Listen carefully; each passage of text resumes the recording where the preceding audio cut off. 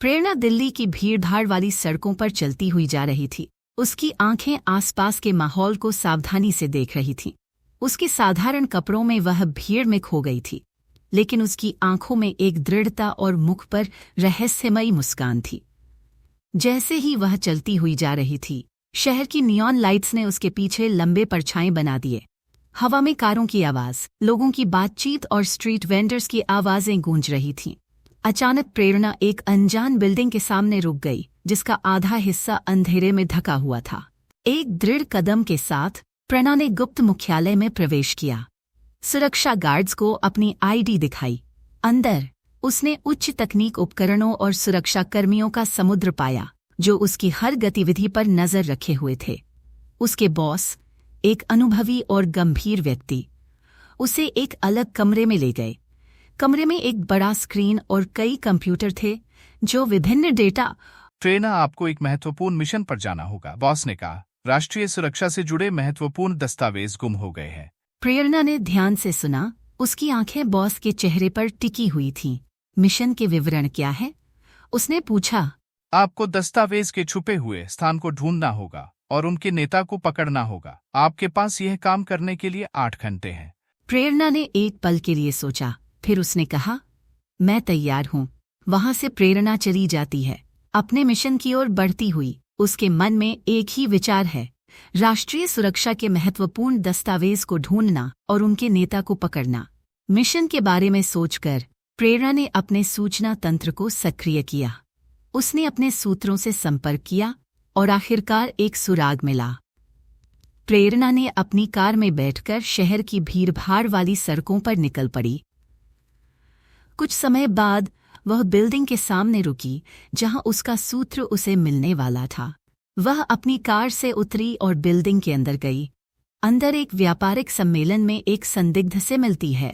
वे गुप्त तरीके से जानकारी का आदान प्रदान करते हैं। वह व्यक्ति प्रेरणा को बताने लगा, दस्तावेज एक खतरनाक व्यक्ति के पास है, जो शहर के बाहरी इलाके में छुपा हुआ है। प्रेरणा ने सूत्र से और जानकारी प्राप्त की और उसे धन्यवाद दिया। फिर वह व्यापारिक सम्मेलन से निकलकर अपनी कार में बैठ गई। उसने अपने सूत्र की बातों को याद किया और शहर के बाहरी इलाके की ओर चल दी। वह जानती थी कि यह मिशन बहुत खतरनाक होगा, लेकिन उसने हार नहीं माननी थी।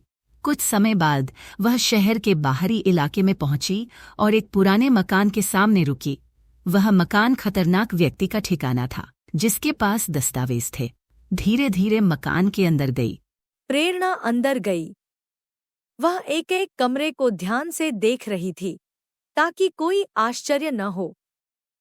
प्रेरणा एक गुप्त दरवाजा खोलकर एक कमरे में पहुंचती है। वहां हथियारों और दस्तावेजों का एक जखीरा होता है।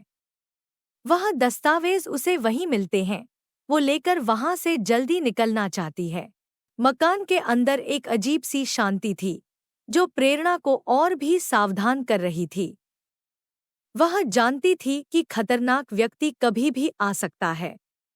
प्रेरणा ने एक आवाज सुनी। वो आवाज खतरनाक व्यक्ति की थी, जो उसका इंतजार कर रहा था। प्रेरणा ने अपनी पिस्तौल तैयार की और खतरनाक व्यक्ति की ओर बढ़ी। वो जानती थी कि यह उसका आखिरी मौका है। प्रेरणा और खलनायक वो कमरे में आमने सामने होते हैं। उनके बीच एक तीव्र लड़ाई होती है। प्रेरणा और खतरनाक व्यक्ति के बीच एक तीव्र लड़ाई होती है, लेकिन प्रेरणा अपनी चतुराई और साहस से खतरनाक व्यक्ति को पीछे धकेलती है। लड़ाई के दौरान प्रेरणा खतरनाक व्यक्ति के हथियार को छीन लेती है और उसे जमीन पर गिरा देती है। वह अपनी पिस्तौल उसके सिर पर रखती है और कहती है, तुम्हारा खेल खत्म हो गया है। खतरनाक व्यक्ति प्रेरणा को घूरता है। प्रेरणा खतरनाक व्यक्ति को गिरफ्तार कर लेती है और दस्तावेज को अपने कब्जे में ले लेती है। प्रेरणा सुरक्षित रूप से मुख्यालय लौटती है। मिशन पूरा कर चुकी होती है।